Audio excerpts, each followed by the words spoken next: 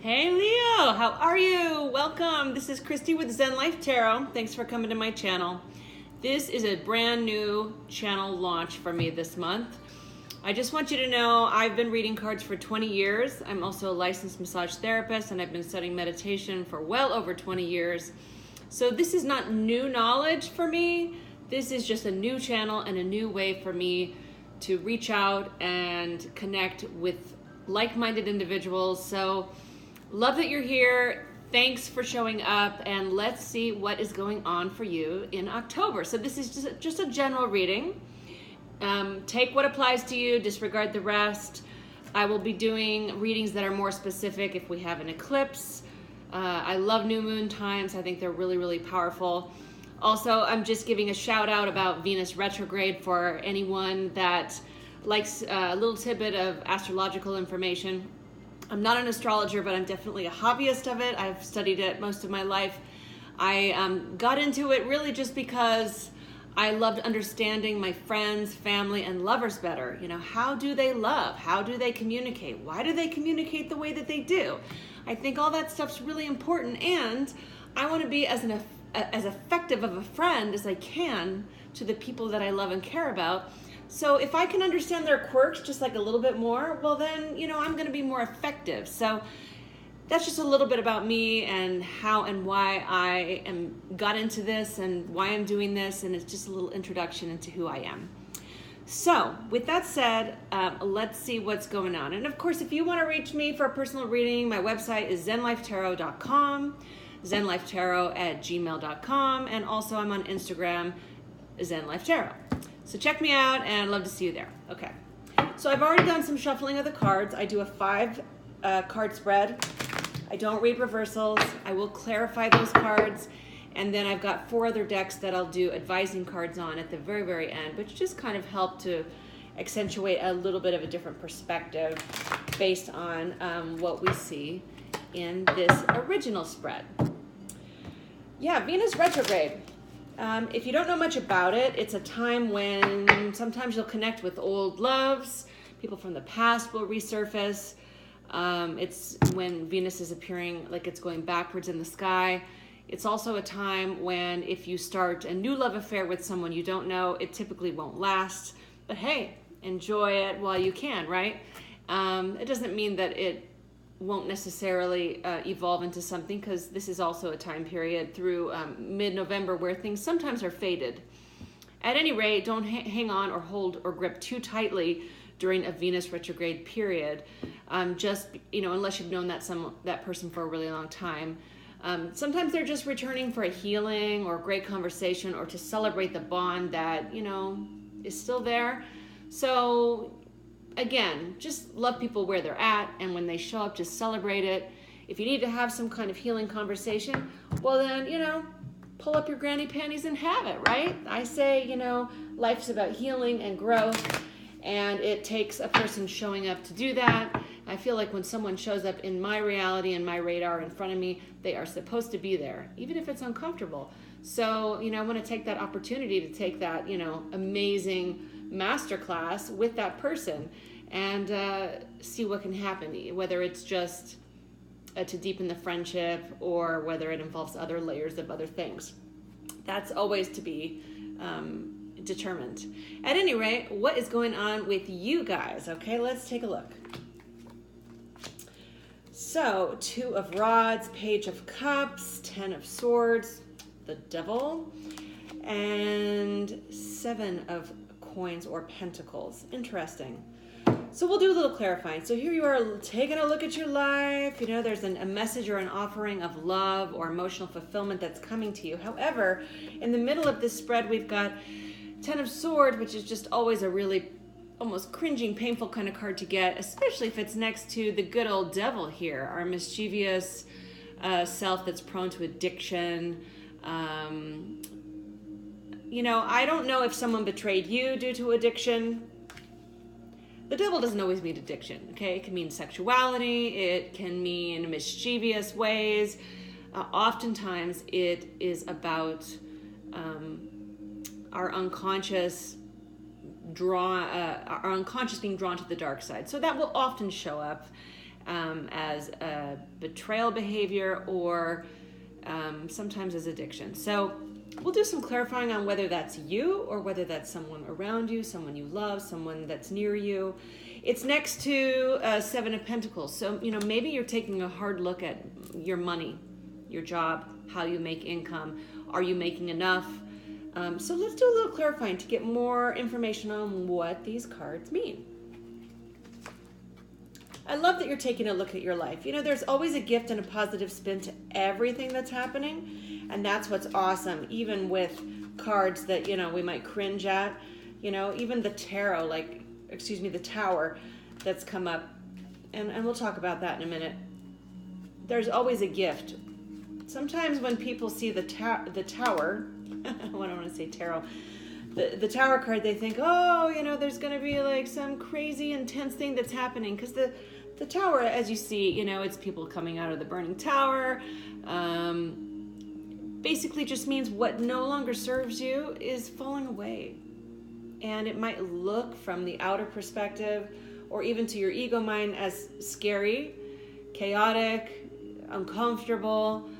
But if you shift your perception and you look at it that, all that does not serve me is leaving me now. It's falling away quickly, and I am ready for that to be stripped from me. It's like a snake shedding its skin. Okay, so let's take a look. It's very possible that there is a female or a feminine air sign type energy in your life next to the Lover's card and Ace of Wands that when I asked for clarification on this Ten of Swords, that you're feeling betrayed by a lover. It's the rare chance, but sometimes where you feel betrayed by yourself in relationship. But I'm thinking that this Queen of Swords has made you feel stabbed in the back, possibly because they have an addiction or they have been deceitful in their behavior toward you. I'm really sorry this is showing up for you. However, there's really no need to apologize in the sense that we're all in this karmic journey together, right? And the people that stroll into our lives are our greatest teachers. I think we have soul contracts with them long ago, the ones that are in our life more than a season. Is this a person who is a day person, a season, or a lifetime person in your life? We just don't know till we're on our deathbed looking back. But the ones where we grew the most and we learned the most from are typically either the ones that loved us the most and we opened to that love, or they hurt us the most and we had to grow in the face of that reflection. Okay, so when I clarify on the Devil, I get Four of Swords, the Star, and the Tower. So again, I see that this person was either like the star of your life and the light of your life, but you're gaining peace of mind around the situation, even though it's falling apart around you. Either this happened in the past, it's happening now, or it will be happening and continuing to happen. Grieving something or processing feeling betrayed or hurt about a situation can take some time. Give yourself that time and be gentle on yourself, be gentle with yourself. In the midst of all of that, it looks as though you're really taking a look at your money. You might be working 2 jobs, juggling 2 sources of income, or wanting to add another source of income. Here you are taking a look at your life and your finances, saying, ooh, I really, really like what's going on here on this one hand, but I'm not crazy about what's going on over there. It's a beautiful time for you to be, writing your lists of what you like, what you don't like, what you need, what you prefer, both in love and how you want to date or be in relationship. You could already be in a serious relationship with this person. Something's happened. Now you're going to go through a time of healing, and you guys are going to figure out whether to stay together or, how to interact and cohabitate better. we're going to do some cards to see like whether or not you stay in the relationship, should stay in the relationship, you know, what the advice card would be, and how things will turn out if you take that advice. I love when the strength card comes up, especially in a spread like this, because not only are my Leos just super, super strong, you guys are the kings of the zodiac, whether you are a male or female, you have that kingly, noble nature about you. Everyone knows it. You're natural leaders.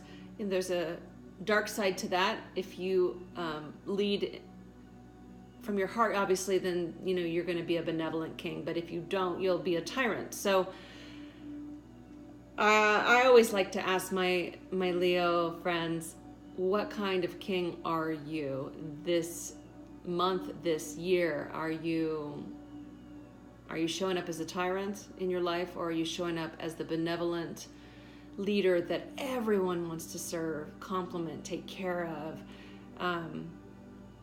Just a good question to just always keep in your back pocket and be watchful of the dark side. Now, I don't see this card in any way that, you know, you're showing up as the dark side of things. However, when the devil's here and we're not sure if this is you or this loved one, you know, we all have a dark side. So again, it's always good to take a look at that. But this card just says, hey, you know, when you're looking at your money and all this business with money and some changes that you might want to make regarding it, and the time period that you're in of really reflecting and taking a look at that, is really, really, you know, lean into your own personal strength. Lean into your friends and support system and family of people who you consider strong and who support you and uplift you and help you return and reset to that place of like strength, you know, that is just naturally there.